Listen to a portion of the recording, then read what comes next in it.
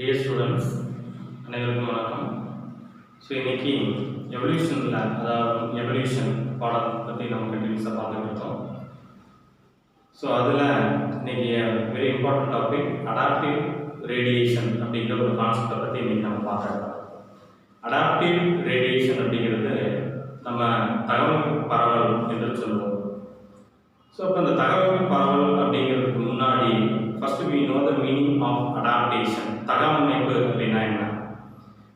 So தகவமைப்புல வந்து பார்த்தோம்னு சொன்னால் adaptation you know all very well. So adaptation is the important phenomenon for the survival of the organism. சுற்றுச்சூழலுக்கு ஏற்ப தகவமைப்பு கொள்ளுகின்ற உயிரினங்கள் மட்டுமே வாழும் திறனை பெற்றிருக்கின்றன என்பது நமக்கு தெரியும். அப்போ தகவமைப்பு பரவலை பொறுத்த வரைக்கும் it's are of two types. One is convergent evolution, அதாவது வந்து குவி பரிணாமம் அப்படின்னு சொல்லுவோம். இன்னொரு பார்த்தோம் அப்படின்னு சொன்னால் டைவர்ஜென்ட் எவல்யூஷன், வெறி பரிணாமம் அப்படின்னு சொல்லுவோம். ஸோ இதில் வந்து நம்ம இன்னைக்கு இந்த அடாப்டிவ் ரேடியேஷனில் பார்த்தோம் அப்படின்னு சொன்னால் அதை பற்றி பார்க்கலாம். கன்வர்ஜென்ட் எவல்யூஷன் பற்றி நம்ம நெக்ஸ்ட் கிளாஸில் வந்து நம்ம பார்க்கலாம். ஸோ டைவர்ஜென்ட் எவல்யூஷன் தமிழில் நம்ம வெறி பரிணாமம். ஸோ இதுக்கு ஒரு கிளாசிக்கல் எக்ஸாம்பிள் வந்துட்டு என்ன அப்படின்னு சொன்னால் Darwin finches. So Darwin finches அப்படிங்கிறது டார்வினுடைய குருவிகள் அப்படின்னு சொல்லுவோம். ஸோ அதை பற்றி நம்ம இதனுடைய தொடர்ச்சியை நம்ம பார்க்கலாம். ஸோ இதில் ரெண்டு வகைன்னு சொன்னேன். Adaptive radiation, one is convergent evolution, other one is divergent evolution. இப்போ அதில் வந்து பார்த்தோம் அப்படின்னு சொன்னால் first what is adaptive radiation, தகவமைப்பு பரவல் என்றால் என்ன அப்படின்னு பார்க்கும் பொழுது development of different functional structure form a common ancestor is said to be adaptive radiation. அதாவது வெவ்வேறு அமைப்பினை பெற்றிருக்கக்கூடிய பணியினை செய்யக்கூடிய அமைப்புகள் ஒரு மூதாதையரிடமிருந்து தோன்றினால் அதற்கு தகவமைப்பு பரவல் அப்படின்னு சொல்லலாம். அல்லது பல்வேறுபட்ட பணியினை செய்யக்கூடிய உயிரினங்கள் ஒரே மூதாதையரிடமிருந்து தோன்றினால் அதற்கு தகவமைப்பு பரவல் என்று பெயர். In simply says, new species is diverged from a single ancestral form. ஒரு மூதாதையரிடமிருந்து எண்ணற்ற சிற்றினங்கள் தோன்றினால் அதற்கு டைவர்ஜென்ட் எவல்யூஷன் அப்படிங்கிற வெறி பரிணாமம் என்று அழைக்கலாம். It is the adaptive nature of the organism. இதில் நம்ம அடாப்டிவ் ரேடியேஷன் தகவமைப்பு என்று சொல்லலாம். So it is the diverged one அப்படிங்கிறது நமக்கு தெரியும். அதாவது தமிழில் சொல்லணும் அப்படின்னு சொன்னால் ஒரு மூதாதையரிடமிருந்து புதிய சிற்றினங்கள் புதிய வாழிடங்களுக்கு வாழ்வதற்கு ஏற்ற தகவமைப்பை பெறுதல் அப்படின்னு சொல்லி நம்ம சொல்லலாம். ஸோ ஆன்செஸ்டர் இஸ் ஒன், மூதாதையர் அப்படிங்கிறது ஒன்று தான்.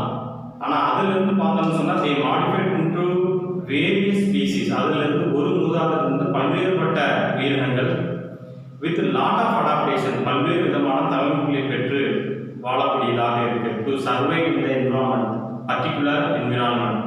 அந்த உயிரினானது வாழக்கூடிய இடத்திற்கு தகுந்தால் போல் தம்மை தகவமைத்து கொண்டு வாழ்வதை தான் நம்ம தகவமைப்பு பரவல் அப்படின்னு சொல்றோம். ஆகவே எந்த சூழலில் வாழ வேண்டுமோ அந்த சூழலுக்கு தகுந்தால் போல் அவர்கள் மாறிக்கொள்வார்கள் அப்படிங்கிறது தான் தகவமைப்பு பரவல். In English adaptive radiation. Okay, so இதில் எக்ஸாம்பிள்ஸ் வந்து நான் சொன்னேன். டைவர்ஜென்ட் எவல்யூஷனுக்கு வந்து டார்வின் ஃபின்ச்சஸ் அப்படின்னு சொன்னோம். அதே போல் ஆஸ்திரேலியன் மார்சுபியல்ஸ், இது வந்து நம்ம எக்ஸாம்பிள்ஸ் வந்து சொல்லலாம். ஸோ ரொம்ப முக்கியம், தே அடாப்டட் நியூலி டு ஹேபிட்டட். அதாவது ஹேபிட்டட் அப்படின்னு சொன்னால் உயிரினங்கள் வந்து வாழக்கூடிய அந்த இடத்த தான் நம்ம ஹேபிட்டட் அப்படின்னு சொல்லுவோம். ஸோ வாழக்கூடிய இடத்திற்கு தகுந்தால் போல் அதாவது அந்த அவைகள் அந்த விலங்குகளானது அந்த தகவமைப்பை பெறுவார்கள் அப்படின்னு சொல்லிட்டு இதில் first example Darwin finches. So Darwin finches அப்படின்னு சொன்னால் டார்வின் குருவிகள் அப்படின்னு பேர். ஸோ நம்ம படித்தோம் டார்வினுடைய ஹிஸ்டரி பற்றி படிக்கும்போது 1835 வந்துட்டு கேலபாகஸ் ஐலண்ட் போனார். ஸோ கேலபாகஸ் அப்படிங்கிற வார்த்தையினுடைய பொருள் ஸ்பானிஷ் மொழியில் டர்டில் அப்படின்னு பேர். ஸோ அங்கே தான் வந்துட்டு ஹி ஃபவுண்ட் டார்வின் ஃபின்ச்சஸ். அதாவது actually Darwin finches means a small black bird present in the Galapagos Island. கேலபாகஸ் தீவில் காணப்பட்ட கருப்பு நிற சிறு பறவைகளுக்கு டார்வின் ஃபின்ச்சஸ் அப்படின்னு பேர். ஓகே, ஸோ அதுக்கு அடுத்தது பார்த்தோம் அப்படின்னு சொன்னால் இப்போ இந்த டார்வின் ஃபின்ச்சஸோட காமன் ஆன்செஸ்டர், ஒரு பொது மூதாதையர் அப்படின்னு சொன்னோம். ஸோ அவங்க எங்கிருந்து வந்தாங்க அப்படின்னு சொன்னால் they arrived Galapagos Island 2 million years back, அதாவது 20 லட்சம் வருஷத்துக்கு முன்னாடி அந்த இடத்துக்கு வந்து இந்த டார்வின் ஃபின்ச்சஸ் சொல்லக்கூடிய டார்வினுடைய குருவிகளுடைய மூலாதாரிகள் வந்து வந்தாங்க. அங்கே அவங்க ரீச் ஆனதுக்கு பிறகு என்ன ஆச்சு அப்படின்னு சொன்னால், அந்த ஒரே ஒரு ஆன்செஸ்டர்ல இருந்து, நல்லா மிக முக்கியம், அந்த ஒரே ஒரு ஆன்செஸ்டர் வந்து 14 different types of Darwin finches are evolved. 14 வேறுபட்ட இந்த குருவிகளானது வந்து அந்த காமன் ஆன்செஸ்டர்லேருந்து வந்து என்னாச்சு அப்படின்னு சொன்னால் தோன்றினார்கள். ஸோ அப்படி உருவான அந்த குருவிகள் வந்து பார்த்தோம்னு சொன்னால் பாடி ஷேப் சம்வாட் டிஃப்ரெண்ட், பீக் அதனுடைய மூக்கு இருக்குது பாருங்கள், நம்ம தமிழில் அழகுன்னு சொல்லுவோம், அது வந்துட்டு வேற அதில் வேரியேஷன் இருந்தது.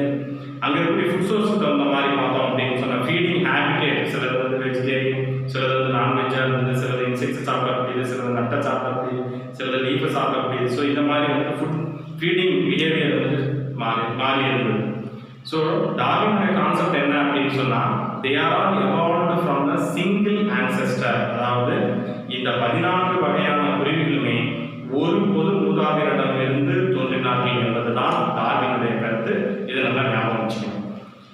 ஸோ இப்போ ரீசெண்ட் ஸ்டடீஸ், அதாவது மாலிகுலர் பயாலஜிலாம் வந்துட்டு டெவலப்மெண்ட் ஆனதுக்கு பிறகு இந்த 14 வகையான இந்த குருவிகளில், அதாவது இந்த மாறுபாடுகள் வந்து தோன்றுவதற்கு என்ன காரணம் அப்படின்னு சொல்லி பார்க்கும்போது, this modification, these 14 different types of Darwin features in Galapagos Island, this modification is due to mild mutation. அதாவது திடீர் மாற்றத்தின் காரணமாகத்தான் இந்த வேறுபாடுகளானது தோன்றுச்சு அப்படின்னு சொல்லிட்டு, எங்கே இந்த திடீர் மாற்றம் ஏற்பட்டுச்சு அப்படின்னு சொன்னால், அந்த உயிரினுடைய உடலில் காணப்படக்கூடிய ஜீன், என்ன ஜீன் அப்படின்னு சொன்னால் ALX1 அப்படின்னு சொல்லக்கூடிய அந்த ஜீனில் ஏற்பட்ட மைல்டு மியூட்டேஷன் காரணமாகத்தான் இந்த 14 வெவ்வேறு வகையான குருவிகளானது உருவாச்சு அப்படின்னு சொல்லிட்டு. So the mild mutation take place in ALX1 gene is responsible for this phenotypical changes. Very important. phenotypic அப்படிங்கிறது புறத்தோற்ற அமைப்பில் வந்து ஏற்படக்கூடிய மாறுபாடுகள்.